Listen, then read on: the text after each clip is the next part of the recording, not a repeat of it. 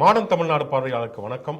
இன்று பேரறிஞர் அண்ணாவுடைய நினைவு தினம். அண்ணாவை பற்றி நம்ம பல சந்தர்ப்பங்களில் பேசியிருக்கிறோம். ஒரு பேச்சாளராக, எழுத்தாளராக, வெறுமனே அரசியல் தலைவர் என்பதை தாண்டி கலை இலக்கியத்தையும் ஆயுதமாக கொண்டு கருத்தியல் ரீதியிலான செயல்பாடுகளை மேற்கொள்ள முடியும் என்று நிரூபித்தவர். அரசியலில் சகிப்புத்தன்மை எவ்வளவு முக்கியம் என்பதற்கான மிகச்சிறந்த உதாரணமாக அண்ணா இருந்தார். வசவாளர் வாழ்க அப்படின்னு சொன்னதாக இருக்கட்டும், அல்லது எங்கிருந்தாலும் வாழ்க, மாற்றான் தோட்டத்து மல்லிகை மணக்கம் என்று சொன்னதாக இருக்கட்டும், ஒரு மிகப்பெரிய ஒரு உச்சகட்டமான ஒரு அறத்தை அரசியலோடு கலந்த ஒரு மிகச்சிறந்த ஒரு ஆளுமையாக அண்ணா இருந்தார்.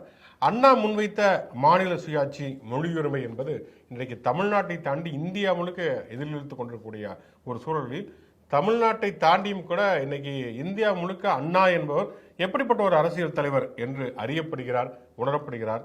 அறிஞர் அண்ணாவை நாம் நினைவு கூறுவோம்.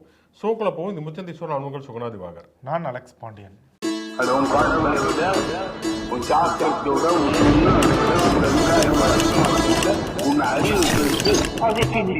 நாடாளுமன்றத்தில் 2 பிரச்சனைகள் தீவிரமாக எதிரொலித்துக் கொண்டிருக்கின்றன. நேற்று ராகுல் காந்தி பேசிய போது பல்வேறு விதமான குறுக்கீடுகள்.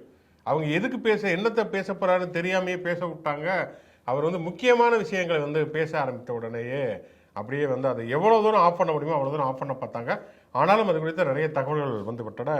இந்தியாவுடைய முன்னாள் ராணுவ தளபதி நரவணே அவர் ஒரு சுயசரிதை எழுதியிருக்கார். ஆனால் என்னன்னா அது இன்னமும் வெளியிடப்படவில்லை. பாதுகாப்புத்துறை அமைச்சகத்துடைய ஒப்புதலுக்காக காத்திருக்கிறது. கண்டிப்பாக அது வெளியிடப்படாது. ஏன்னா அதுல வரக்கூடிய தகவல்கள் எல்லாம் பார்க்குறப்ப கண்டிப்பாக அது வெளியிடப்படாது அப்படிங்கிறது தான் நமக்கு தோன்றுகிறது. அவர் என்ன சொல்லி இருக்கிறார் அப்படின்னு சொன்னா, சீனா அந்த இந்தியா சீனாவோட எல்லையில பல கிலோமீட்டர் தூரம் முன்னேறி வந்து கொண்டே இருக்கிறது. டாங்கியில் முன்னேறி கொண்டே வருகிறது. அப்படிங்கிறப்ப அவருக்கு தகவல்கள் வருகின்றன. அவர் பாதுகாப்புத்துறை அமைச்சர் ராஜ்நாத் சிங், அதே மாதிரி பாதுகாப்பு ஆலோசகர் அஜித் நோவல் மற்றும் பல அதிகாரிகளை தொடர்பு கொண்டு கேட்கிறார், நாங்கள் என்ன நடவடிக்கை எடுக்கிறது. ஏன்னா அடிப்படையில் இதில் என்ன சொல்லுகிறார்கள் அப்படின்னு சொன்னால், இந்தியா பாகிஸ்தான் பார்டரை பொறுத்த வரைக்கும் என்னன்னா, அங்க இருக்கக்கூடிய வீரர்கள் துப்பாக்கி குண்டுகளை பிரயோகிப்பதற்கு அனுமதி உண்டு. மேலிடத்தில் அனுமதி வழங்கினாலும் கூட அவங்க துப்பாக்கி குண்டுகளை பிரயோகித்து விடலாம். இந்தியா சீனா இல்லைல்ல, அப்படி கிடையாது அப்படிங்கிறாங்க. நமக்கு என்ன காரணம் தெரியல, பாகிஸ்தானை ஈஸியாக அடிச்சிருவோம், சீனாக்காரங்கன்னா திருப்பி அடிச்சிருவாங்கிற பயமா என்னன்னு தெரியல. சீனா எல்லையை, இந்திய சீன எல்லையை பொறுத்த வரைக்கும் அவங்க முறையான அனுமதி கிடைக்காமல் எந்த விதமான நடவடிக்கையிலும் அவங்க ஈடுபட முடியாது அப்படின்னு சொல்லிட்டு, அது கிட்டத்தட்ட அதை நம்ம அந்த செய்திகளை படிக்கிறப்ப பார்த்தோம்னா அப்படியே சினிமா மாதிரி கொஞ்சம் கொஞ்சமாக அவங்க முன்னேறி வந்துகிட்டே இருக்காங்க. இவரும் பலமுறை தொடர்பு கொள்ள எந்த விதமான ரெஸ்பான்ஸுமே இல்லை. கிட்டத்தட்ட ஒரு 100 மீட்டருக்குள்ள 50 மீட்டருக்குள்ள வந்ததற்கு பிறகுதான் சரி நீங்களே முடிவெடுத்துக் கொள்ளுங்கள் என்று தங்களுக்கு தகவல் வந்ததாக அவர் சொல்லுகிறார். அதுக்கப்புறம் பார்த்தோன்னா 2 தரப்புல சமாதான பேச்சுவார்த்தை நடத்தி எந்தவித தாக்குதல் இல்லாமல் முடிக்கப்பட்டிருக்கிறது அப்படின்னு சொல்லியிருக்காங்க. அப்ப ராகுல் என்ன கேள்வி கேட்கிறார் அப்படின்னு சொன்னா, ஏன் நீங்கள் ஒரு முறையான ஒரு அனுமதி அவங்களுக்கு தரல? 56 இன்ச்சு மார்பு கொண்ட நரேந்திர மோடி ஏன் ஒரு முடிவெடுப்பதில் ஏன் இவ்வளவு தேக்கத்தை காட்டுகிறார்கள் அப்படிங்கிற கேள்வியை மிக தீவிரமாக முன்வைக்கிறார். A fundamental issue about the relationship between China and India and what happened on the Kailash Ridge between armies. இதே மாதிரி தான் பார்த்தோம்னா அந்த புல்வாமா தாக்குதலின் போது ராணுவ வீரர்கள் செல்வதற்கு விமானத்தை கேட்டு தராம கடைசி அவங்க நடந்தே போய் அதில் பலியானார்கள் என்கிற செய்திகளுமே வெளியாகிறேன். அப்போ ஜம்மு காஷ்மீருடைய கவர்னராக இருந்தவர் அதுக்கப்புறம் அந்த தகவலை வெளியிடுகிறார். வெளியிட்டோன்னா அவர் மேலே ஒரு ஊழல் வழக்க போட்டாங்க அப்படிங்கிறதும் நமக்கு தெரியும். இறந்துட்டார், சமீபத்தில் தான் அவர் இறந்தவர். நம்ம கூட அவரை பற்றி பேசியிருந்தோம். ஆக மொத்தம் இந்தியாவுடைய பாதுகாப்பு, நம்ம பற்றி தேசபக்தர்கள், எல்லையில் ராணுவ வீரர்கள் அப்படிலாம் சொல்லிக் கொண்டிருக்கக்கூடிய 56 இன்ச்சு மார்பு அப்படிலாம் சொல்லிக் கொண்டிருக்கக்கூடிய நரேந்திர மோடியின் அரசாங்கம் அடிப்படையில் ஒரு கோழைத்தனமான அரசாங்கமாகத்தான் இருக்கிறது. அல்லது இந்தியாவுடைய பாதுகாப்பு பற்றியோ இந்தியாவுடைய ராணுவ வீரர்கள் பற்றியோ எந்தவித அக்கறையும் இல்லாத ஒரு அரசாங்கமாகத்தான் இருக்கிறது என்பதன் இதன் மூலம் நமக்கு தெரிய வருகிறது. ரெண்டாவது என்னன்னா, நேற்று இந்தியாவுக்கும் அமெரிக்காவுக்கும் இடையில ஒரு வர்த்தக ஒப்பந்தம் கையெழுத்திடப்பட்டு உறுதியாகி இருக்கிறது. ஏற்கனவே பார்த்தோம்னா நம்ம ரஷ்யாவோட எண்ணெய்கள், கச்சா எண்ணெய் வாங்குறோம் அப்படிங்கிறனால நமக்கு கண்ணாவினான் வரைய டொனால்ட் ட்ரம்ப் போட்டு வச்சிருந்தாரு. இப்போ என்னன்னா நாங்கள் ரஷ்யாவிட்ட எண்ணெய் வாங்கவில்லை என்று சொல்லி மோடியை ஒத்துக்கொண்டதனால் இந்தியாவும் அமெரிக்காவும் சேர்ந்து ஒரு ஒப்பந்தத்தை போட்டிருக்கிறார்கள் அப்படின்னு சொல்லி மோடியை பாராட்டி டொனால்ட் ட்ரம்ப் ஒரு எக்ஸ் தளத்தில் ஒரு பதிவை போட்டிருக்கிறார். இதில் அடிப்படையில் என்ன சிக்கல் அப்படின்னா, அமெரிக்காவுடைய அழுத்தத்துக்கு இவங்க அடிபணிந்து விடுகிறார்கள். ரஷ்யாவிலிருந்து எண்ணெய் வாங்குறீங்களா, அமெரிக்காவிலிருந்து எண்ணெய் வாங்குறீங்களா அப்படிங்கிறது நமக்கு எது லாபமோ அதை அடிப்படையாக வச்சு நம்ம வாங்கலாம். ஆனால் அமெரிக்கா மிரட்டினால் அந்த அழுத்தத்துக்கு இந்தியா மோடி அரசு வந்து பணிந்து போகிறது அப்படிங்கிறது ஒன்று. இன்னொன்று, அந்த ஒப்பந்தத்தை பற்றி இன்னைக்கு தொல் திருமாவளவன் கூட அதை பற்றி பார்லிமெண்ட்டில் பேசுவதற்கு அனுமதி மறுக்கப்பட்டது அப்படின்னு சொல்லிட்டு அவர் எக்ஸ்தலத்தில் பதிவு போட்டிருக்கிறாரு. ஏன்னா வந்து நம்ம வந்து இந்தியா அமெரிக்கா ஒப்பந்தத்தைப்படி இந்தியாவிலிருந்து ஏற்றுமதி செய்யப்படக்கூடிய பொருட்களுக்கு 7% வரியை அமெரிக்கா குறைக்கிறது. ஆனால் அமெரிக்கா வந்து இந்தியாவுக்கு இறக்குமதி செய்யப்படக்கூடிய பொருட்களுக்கு சுத்தமாக வரியே கிடையாது அப்படின்னு சொல்லி இந்த ஒப்பந்தத்தில் போடப்பட்டு இருக்கிறது அப்படின்னு சொல்லியிருக்காரு. கிட்டத்தட்ட என்னன்னா ஒட்டுமொத்தமாக ஒரு ஹோல்சேல் ரேட்டுக்கு இந்தியாவை கொண்டு போய் அமெரிக்காவில் விற்பது அப்படிங்கிறது தான் இதில் வந்து நமக்கு தெரிய வருகிறது. அவரே என்ன சொல்லுகிறாருன்னா வந்து டொனால்ட் ட்ரம்ப், நாங்கள் வந்து ஒரு வர்த்தக போரை முடிவுக்கு கொண்டு வந்து விட்டோம்ங்கிறார். வர்த்தக போரை முடிவுக்கு வந்ததாக இருக்கட்டும், அதுக்கு முன்னாடி அந்த ஆபரேஷன் சிந்தூருங்கிற போரையும் அவர் முடிவுக்கு கொண்டு வந்து அவர் சொல்றாரு. அதை பற்றி இது வரைக்குமே எந்த விதமான கருத்துமே தெரிவிக்கவில்லை மோடி அப்படிங்கிறத பார்க்குறோம். இப்போ மோடி வந்து என்ன முடிவு எடுப்பார் அப்படின்னா, எப்பயாவது ஒரு தான் பார்லிமெண்ட் வரும், பிரச்சனையை பேசிவிட்டு நம்மளை சிக்கலுக்கு உள்ளாக்கிறாங்களே அப்படிங்கிற மாதிரியான இதுதான். இப்போ வந்து தன்னோட இஷ்டத்துப்படி வெளிநாடுக்கும் போக முடியாது. ஏன்னா அங்கே ஏற்கனவே வந்து அமெரிக்காவில் போய் இஸ்ரேலில் போய் அவர் என்ன பண்ணாருங்கிற மாதிரியான தகவல்கள்லாம் கசித்து கொண்டு அதுவுமே மிகப்பெரிய கேள்விக்குள்ளாகிறது. அடுத்து அந்த பிரச்சனைக்கு வரும், நாடாளுமன்றத்தில் வரும் அப்படிங்கிறதையும் நம்ம பார்க்கிறோம். ஆக மொத்தம் இந்திய நாடாளுமன்றத்தில் எதிர்க்கட்சிகளின் கேள்விகளுக்கு பதில் சொல்ல முடியாமல் திணறிக் கொண்டிருக்கிறது மோடி அரசாங்கம். நேற்று காலையில் வந்து ராகுல் காந்தி பேச ஆரம்பிக்கும் போது மோடி வந்து அவையில் இருந்தார். அதுதான் வந்து பாஜக எம்பிகளுக்கு வந்து அண்ணன் உள்ளே இருக்கும் போதே அவமானப்படுத்திடுவாங்களோன்ட்டு ரொம்ப பயந்துக்கிட்டு ராஜ்நாத் சிங்கும் அமித்ஷாவும் எந்திரிச்சு ஆக்ரோஷமாக கத்துனது. प्रधान मंत्री का कैरेक्टर राजनाथ सिंह, आप एक काम करिए, आप मुझे बता दीजिए क्या कहना है मुझे ये तरीका है। ये क्या बात है sir? Sir Rajnath Singh is getting exercise because his name is going to be spoken just now. ये झूठ है, 100% authentic. वह पुस्तक आज तक कभी प्रकाशित हुई ही नहीं है। அவங்களோட சேர்ந்து சபாநாயகருமே சேர்ந்துக்கிட்டாரு. சபாநாயகர் வந்து ராகுல் காந்தி வந்து ஏதாச்சும் ஒரு வார்த்தை சொன்னால் அமைதியாக இருக்காரு. பிரைம் மினிஸ்டர் அப்படின்ட்டு பிரதான் மந்திரி அப்படின்னு பேச ஆரம்பித்தாலே அவர் வந்து நோ நோ நோங்கிறாரு. ராகுல் காந்தி ஒரு கட்டத்தில் கடுப்பாகி ஓம் பிர்லாட்ட வந்து வேணும்னா நீங்கள் ஒரு பேப்பரில் எழுதி கொடுங்க என்ன பேசணுன்ட்டு, நான் அதை பேசிட்டு போயிடுறேன், பிரைம் மினிஸ்டருங்கிற வார்த்தையே சொல்லக்கூடாதுன்னா எப்படி அப்படின்னு கேட்டு கிட்டத்தட்ட நேற்று அவை மட்டுமே 4-5 முறை ஒத்தி வைக்கப்பட்டுச்சு. காலையிலேருந்து ஈவினிங் வரைக்கும் அவை ஒத்தி வைக்கப்பட்டு திருப்பியும் கூடும்போது இவர் முதல் வார்த்தையே அந்த புத்தகத்தும் பிரைம் மினிஸ்டர் பேரையும் ஆரம்பிக்கிறதும் அவங்க உடனே ஒத்தி வைக்கிறது கொஞ்சம் அதை எதிர்கொள்றதுக்கு கூட திராணி இல்லாமல் ஒன்றிய பாஜக அரசு இருக்குங்கிறது நேற்று முழுக்க நடந்துச்சு. இப்போ இன்னைக்கு அதுக்கு மாதிரி பொருளாதார அது வந்து ஒரு துண்டு சீட்டு பொருளாதார ஒப்பந்தம் அப்படிங்கிறது ட்ரூத்னு ஒரு வலைதளம் மோடி இப்போ ட்ரம்ப் வந்து அவருக்குன்னு தனியாக அமெரிக்காவில் வச்சிருக்காரு. அதில் தான் அவர் வந்து இந்த மாதிரி போக்குவரத்துகள்லாம் பேசுறது. அதில் ஒரு பக்கத்துக்கு போட்டார். அதுக்கு வந்து என்ன ஆதாரம், இந்த ஒப்பந்தம் வந்து எப்போ கையெழுத்தானுச்சு, இதுக்கு வந்து யார் பேசுனாங்க, எப்போ பேசுனாங்க, எந்த தகவலுமே அதுலேயும் இல்லை, மக்களுக்கும் தெரியாது. வந்து இந்தியாவை ஒரு அமெரிக்காங்கிற ஒரு நாட்டுகிட்ட போய் ஒரு ஒப்பந்தம் பொருளாதார ஒப்பந்தம் போடுறாரு. அது வந்து இந்தியாவில் இருக்க நாடாளுமன்றத்துக்கு தெரியணும், இந்திய மக்களுக்கு தெரியணும், தலைவர்களுக்காச்சும் இரண்டாம் கட்ட தலைவர்களுக்காச்சும் மோடிக்கே தெரிஞ்சா அப்படிங்கிற தெரியாத மாதிரி தான் அந்த ஒரு அறிவிப்பை மோடி வெளியிடுறாரு. அதை உடனே எடுத்துக்கிட்டு ஒரு அதிர்ச்சியான சம்பவத்தை எடுத்து வச்சுக்கிட்டு அதை கொண்டாடிக்கிட்டு இருக்காங்க பாஜகவினர்லாம். இவர் வந்து ரஷ்யாட்ட எண்ணெய் வாங்குறதுக்காக 75% வரி போட்டார். அதுக்கப்புறம் 20% வரி தொடர்ந்துகிட்டு இருக்கும்போதே அபராதம்னு சொல்லி ஃபைன் அப்படின்ட்டு வரி வந்து 75ங்கிறது ஸ்லாப்பு, அதுக்கு ஃபைன் 25% சொல்லி இப்போ ஆக்சுவலாக நமக்கு இருக்கிறது 50%.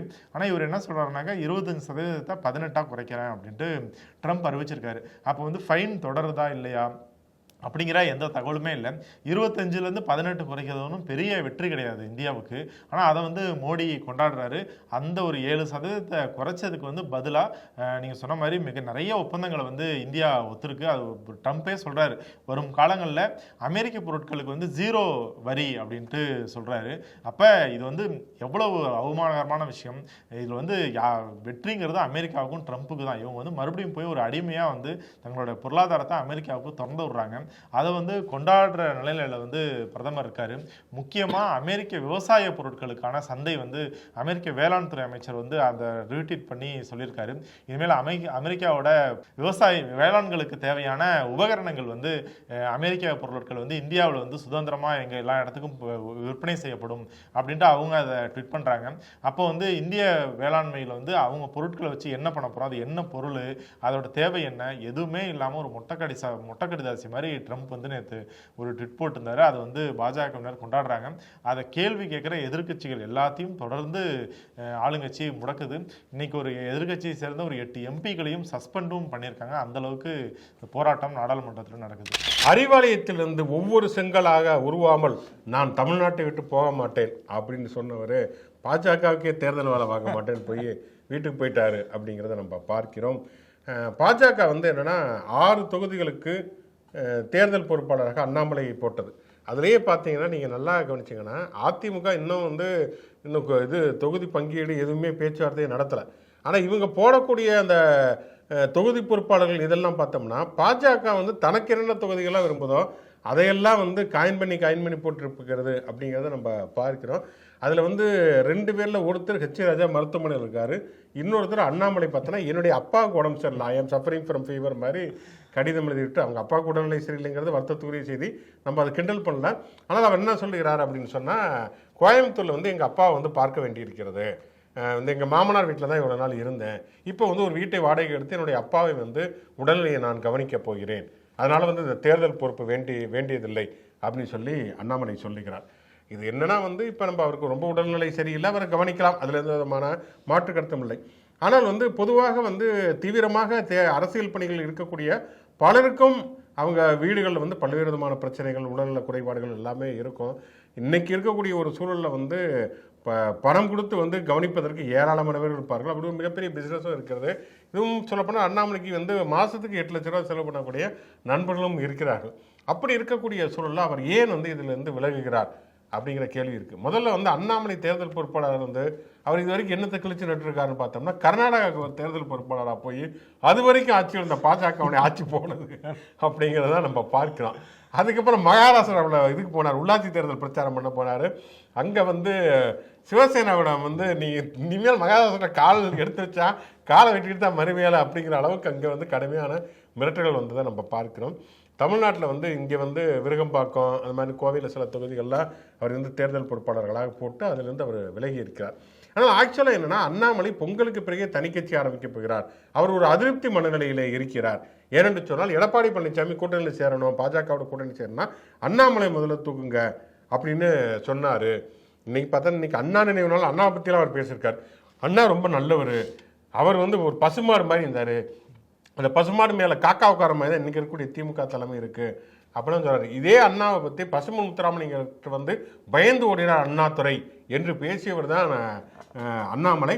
அவர் சொன்ன மாதிரி சம்பவமே நடக்கவில்லை என்று சொல்லி ஹிந்து பேப்பர் விரிவாக வெளியிட்டார். அன்றைக்கி என்ன நடந்துச்சுன்னு அன்றைக்கி பேப்பரை வெளியிட்டாங்க. அந்தளவுக்கு பொய்களை சொல்வதற்கு எந்த விதத்துலையுமே தயங்காதவர் தான் அண்ணாமலை. அந்த அண்ணாமலையே அண்ணாவை பற்றி பேசுகிறார், அது ஒரு பக்கம் இருக்கட்டும்.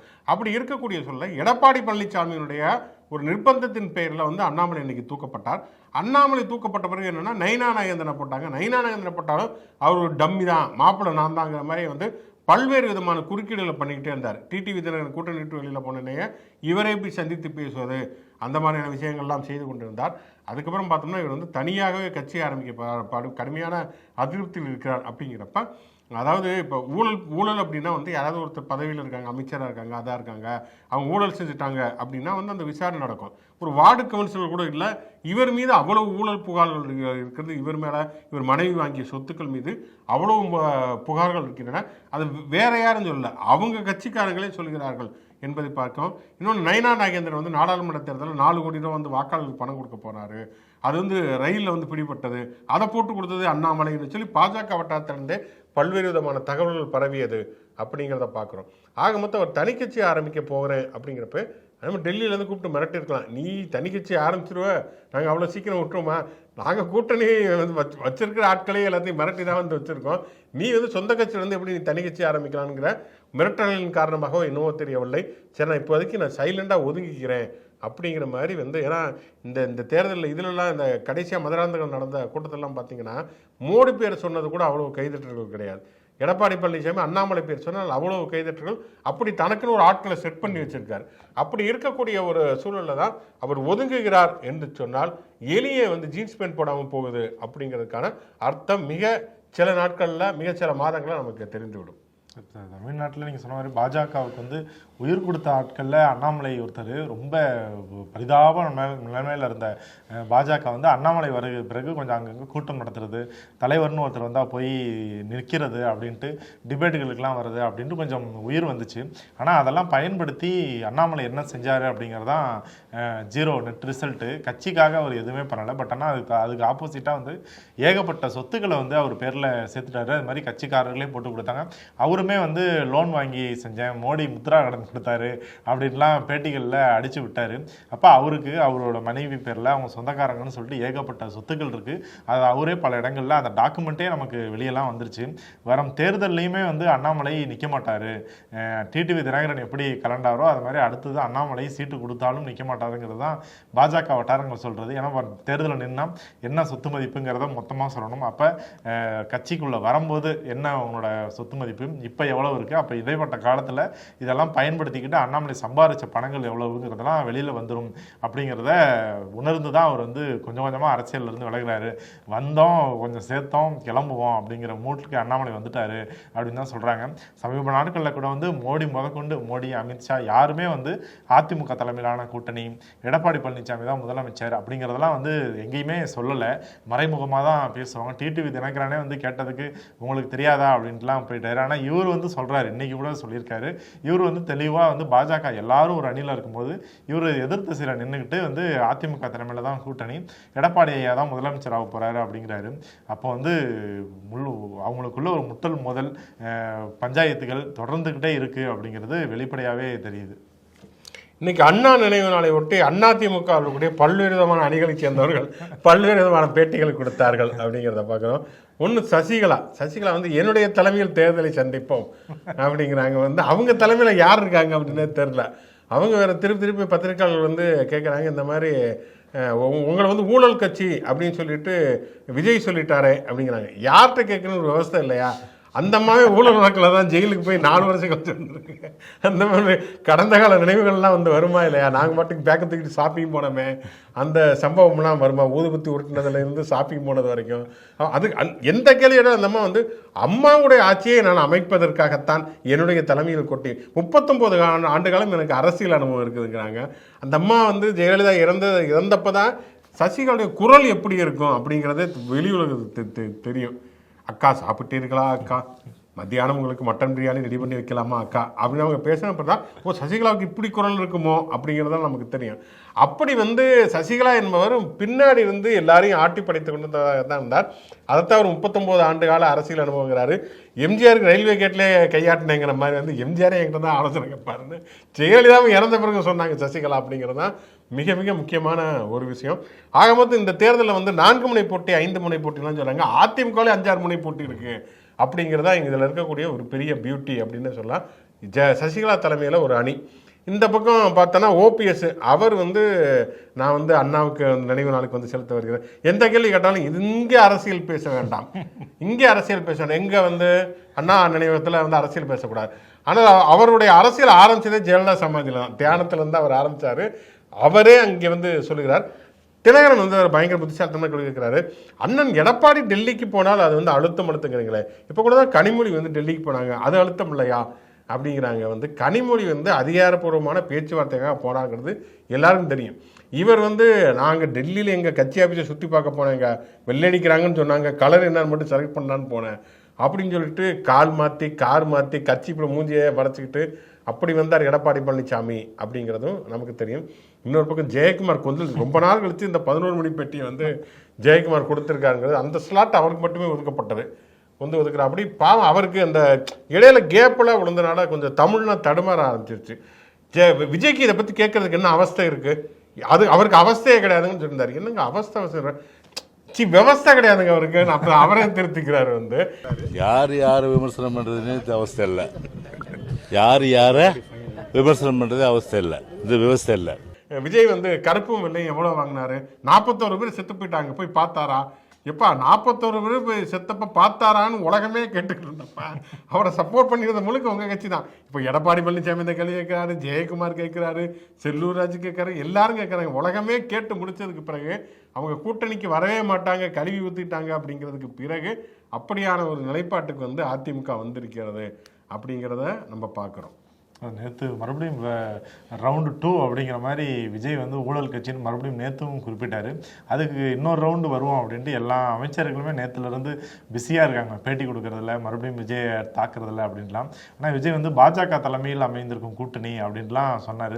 அதெல்லாம் வந்து மறந்துட்டாங்க, அதெல்லாம் விட்டுட்டாங்க. அது உண்மை தானே அப்படின்ட்டு மறந்துட்டாங்க. ஊழல் கட்சி அப்படிங்கிறதோட திருப்பி எடுத்துகிட்டு இன்னொரு ரவுண்டு வராங்க. இந்த எதிர்கட்சிகளோட எல்லா செயல்பாடுகள், பேட்டி இதெல்லாம் வந்து தொடர்ந்து பார்த்துக்கிட்டே இருந்தோம்னாக்க, ஒரு பக்கம் திமுக ஆட்சியில் இருக்குது, அவங்களோட கூட்டணியை உடைக்க முடியல, அவங்க வந்து தொகுதி பங்கீடு பேச்சுவார்த்தையும் அடுத்தடுத்த கட்டத்துக்கு போகிறாங்க. உங்கள் வேலை என்னன்னாக்க திமுகவை எதிர்க்கணும், எதிர்த்து அரசியல் செய்யணும், அவங்கள வீட்டுக்கு அனுப்பணும், நீங்கள் ஆட்சிக்கு வரணும் அப்படிங்கிறது தான் தேர்தல். அதுதான், அதை நோக்கி தான் எல்லா கட்சிகளும் இயங்குது. ஆனால் அதை வந்து மறந்துட்டு இவங்க வந்து வேறு வேறு வேலைகளை பார்க்குறது, இவங்களுக்குள்ளே அடிச்சுக்கிறது, கட்சிக்குள்ளே பஞ்சாயத்துகள் பண்ணுறது அப்படிங்கிறதுல பிஸியாக இருக்காங்க. கண்டுக்கவே மாட்டேங்கிறாங்க. இது என்ன முக்கியமான வேலையோ அதை வந்து எல்லா எதிர்கட்சிகளும் மறந்துட்டாங்க. ஓகே, கடைசியாக ஒரு விளையாட்டு செய்தியோட முடித்துக்கொள்வோம். நேற்று விஜய் ஒரு டான்ஸ் ஆடினார். அதை கூட பாருங்க, வந்து நைனா நகன் வந்து எங்க அவர் பாருங்க துயரத்தெல்லாம் மறந்துட்டு டான்ஸ் ஆடுறாரு. ஜெயக்கும் வந்து பாருங்க குற்ற உணர்வு இல்லாமல் டான்ஸ் ஆடுறாரு அப்படிங்கிறாரு. வந்து நமக்கு விஜய்கிட்ட பிடிச்ச ஒரே விஷயம் அந்த டான்ஸ் தான். அதையும் ஒரு ஆடக்கூடாது அப்படின்னு சொன்னா என்ன விஷயம், அதையும் வச்சு ஒரு பக்கம் ட்ரால் பண்ண ஆரம்பிச்சிட்டாங்க. வடிவேல் ஆடுற டான்ஸ் எல்லாம் வச்சுட்டு விஜய் வச்சு போட ஆரம்பிச்சிட்டாங்க.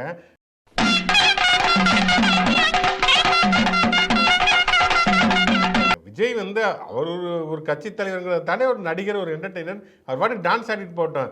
மோடி பண்ணாத விஷயமாங்க. மணிப்பூரில் வந்து பற்றி எழுந்து கொண்டிருந்த பொழுது, இந்திய பாராளுமன்றமே அதிர்ந்து கொண்டிருந்த போதெல்லாம் ஊர் ஊராக போய் வந்து அந்த நாட்டிலே உயரிய விருதுகள் வாங்கிக்கிறது, அங்கே மாதிரி பழங்குடியினர் மக்களுடைய உடைகளை போட்டுட்டு டான்ஸ் ஆடுறது, மேலடிக்கிறதுன்னு, மயிலுக்கு சாப்பாடு போடுறது, சிங்கத்துக்கு கண்ணாடி வச்சுட்டு முத்தம் கொடுக்குறது, இந்த மாதிரியான வேலைகள்லாம் பார்த்து கொண்டு இருந்தவர் தான் மோடி. இதில் என்னன்னா வந்து நேற்று வந்து அந்த வேல்முருகன் பாடல் பாடினார். அவர் ஒரு தொழில்முறை பாடகர், யார் கூப்பிட்டாலும் வந்து காசு கொடுத்தா அவர் பாடுவார். அது அவரே வெளிப்படையாக சொல்லிவிட்டார். அவர் வந்து இந்த முருகனுடைய ஒரு பாட்டை ஒன்று பாடியிருக்காரு. அதில் கொஞ்சம் ரீமிக்ஸ் பண்ணி தளபதியே வருவாய் அப்படின்னு சொல்லி பாடியிருக்காரு. அதை ஒருத்தர் வந்து கேஸ் போட்டிருக்கிறார். அப்படி வந்து இந்த மாதிரி நான் ஒரு இந்து, என்னுடைய மனம் புண்படுச்சு, முருகன் பாட்டை எடுத்து இவருக்கு போட்டார் அப்படின்னு சொல்லி இன்னைக்கு கேஸை போட்டு விட்டுருக்குறா. அப்படி அதனால் மொட்டையெல்லாம் அடித்து சந்தனம்லாம் பூசி பட்டையெல்லாம் போட்டிருக்கிறா. அப்படி ஜிஆர் சுவாமிநாதன் தான் கேஸ் போக போகுதுன்னு நினைக்கிறேன். அவரை பார்த்தா உண்மையான இந்து தான், மனம் புண்படமாக தெரியுதுன்னு. அடுத்த ஒரு பஞ்சாயத்து மதுரை உயர்நீதிமன்றத்திலிருந்து கிளம்ப போகிறது அப்படிங்கிறது மட்டும் நமக்கு தெரிகிறது. இதெல்லாம் வந்து உண்மையிலே ஒரு காமெடியான ஒரு விஷயம். நம்ம பலமுறை சொல்லியிருக்கோம், சரத்குமார் வந்து கதசஷ்டிகத்தை வச்சு ஒரு விரகதாப பாட்டை போட்டிருக்கிறாரு. விஜய் படத்துலேயே வந்து பார்த்தோம்னு சொன்னால் வந்து அந்த கும்பிட போனதையும் குறுக்க வந்தது அம்மாலாம் பார்த்தோன்னா அதில் ஒரு ஃபன்னாக தான் மக்கள் பார்த்துட்டு போவாங்க.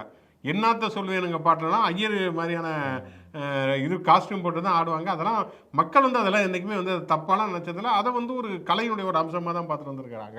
இதை வந்து வேணும்னே அதை வந்து ஒரு ட்விஸ்ட் பண்ணுறது அப்படிங்கிற ஒரு விஷயத்தை அவர்கள் கையில் எடுக்க, அதாவது விஜய் சும்மா இருந்தால் கூட விஜய்க்கு ஒரு நெருக்கடிகள்லாம் கொடுத்து அவரை வந்து பார்த்தீங்களா எவ்வளோ கஷ்டப்படுறார் மனுஷங்கிற ஒரு இமேஜை ரொம்ப கஷ்டப்பட்டு சில பேர் உருவாக்கிட்டே இருக்கிறாங்க. பார்ப்போம் அடுத்து எப்படியாவது எதை பற்றி அவர் பேச போகிறதில்ல, வந்து நம்ம தான் பேசுவோம். அப்படிங்கிறனால இது குறித்தும் இன்னும் பல்வேறு விதமான விஷயங்களை விரிவாக விவாதிப்பதற்கும் உரையாடுவதற்கும் தொடர்ந்து மாடர்ன் தமிழ்நாடு யூடியூப் சேனலோட தொடர்புகள். முஸ்லிம் ஷோ லைக் பண்ணுங்கள், கமெண்ட் பண்ணுங்கள், மாடர்ன் தமிழ்நாடு சேனலுக்கு சப்ஸ்கிரைப் பண்ணுங்கள். யூடியூப் மாதிரியே மற்ற சமூக இணையதளங்களையும் நமக்கான பேஜஸ் இருக்குது, அங்கேயும் லைக் பண்ணி ஷேர் பண்ணி உங்களோட ஆதரவை தொடர்ந்து கொடுங்க. மீண்டும் ஒரு நிகழ்ச்சி சந்திப்போம். நன்றி.